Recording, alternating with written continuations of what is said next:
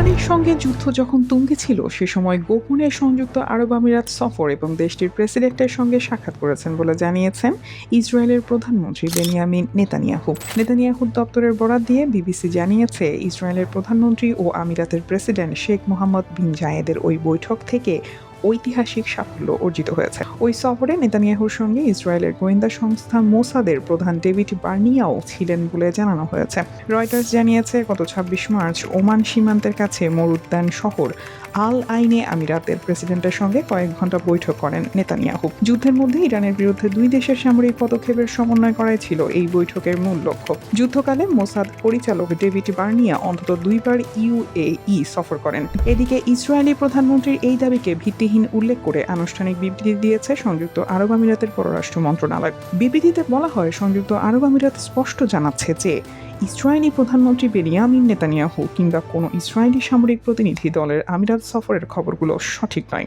বিবৃতিতে আরও বলা হয়, আমিরাত পুনরুল্লেখ করছে যে ইসরায়েলের সঙ্গে তাদের সম্পর্ক প্রকাশ্য এবং আব্রাহাম অ্যাকর্ডস এর কাঠামোর আওতায় পরিচালিত।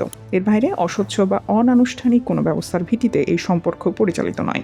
অন্যদিকে ইরানের পররাষ্ট্রমন্ত্রী আব্বাস আরাকচি জানিয়েছেন, আমিরাতে নেতানিয়াহুর ওই গোপন সফরে ইরান আগে থেকে জানত। সামাজিক মাধ্যম এক্সে তিনি লিখেছেন, ইসরায়েলি প্রধানমন্ত্রীর কার্যালয় থেকে যুদ্ধের সময় সংযুক্ত আরব আমিরাত সফরের যে দাবি করা হয়েছে তার মাধ্যমে নেতানিয়াহু এখন প্রকাশ্যে সেটাই উন্মোচন করেছেন, যা ইরানের গোয়েন্দা সংস্থাগুলো অনেক আগেই আমাদের নেতৃত্বকে জানিয়েছিল। তেহরানের বিরুদ্ধে ইসরায়েলের সঙ্গে আঁতাত করা দেশগুলোকে জবাবদিহি করতে হবে চরম এই হুঁশিয়ারি দিয়ে আরাকচি লেখেন, ইরানের মহান জনগণের সঙ্গে শত্রুতা করা একটি বোকামিপূর্ণ জুয়া, আর এই কাজে ইসরায়েলের সঙ্গে আঁতাত করা ক্ষমার অযোগ্য।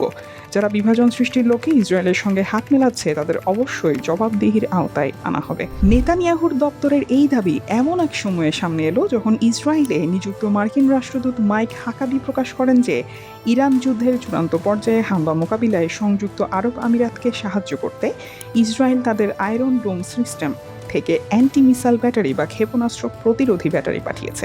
হাকাবি জানান, আব্রাহাম অ্যাকর্ডস চুক্তির ওপর ভিত্তি করে সংযুক্ত আরব আমিরাত এবং ইসরায়েলের মধ্যে অসাধারণ সম্পর্ক স্থাপিত হয়েছে। ইরানের যুদ্ধ সেই সম্পর্ককে আরও গভীর করেছে এবং এই জোটকে সামরিকভাবেও শক্তিশালী করেছে। এর আগে বিশেষ এক প্রতিবেদনে ওয়াল স্ট্রিট জার্নাল জানায়, যুদ্ধ তুঙ্গে থাকা অবস্থায় সংযুক্ত আরব আমিরাত গোপনে ইরানের উপর একাধিক হামলাও চালিয়েছিল, যেটি তারা প্রকাশ্যে স্বীকার করছে না। ওইসব হামলার মধ্যে এপ্রিলের শুরুতে ইরানের লাভান দ্বীপের একটি তেল শোধনাগারে হামলাও অন্তর্ভুক্ত। সব মিলিয়েই আরব আমিরাতের উপর ব্যাপক ক্ষুব্ধ ইরান। প্রয়োজনে দেশটিকে গুড়িয়ে দিতেও পিছপা হবে না বলে নানা সময় হুমকি এসেছে তেহরানের দিক থেকে। নিউজ ডেস্ক, দুতিয়া।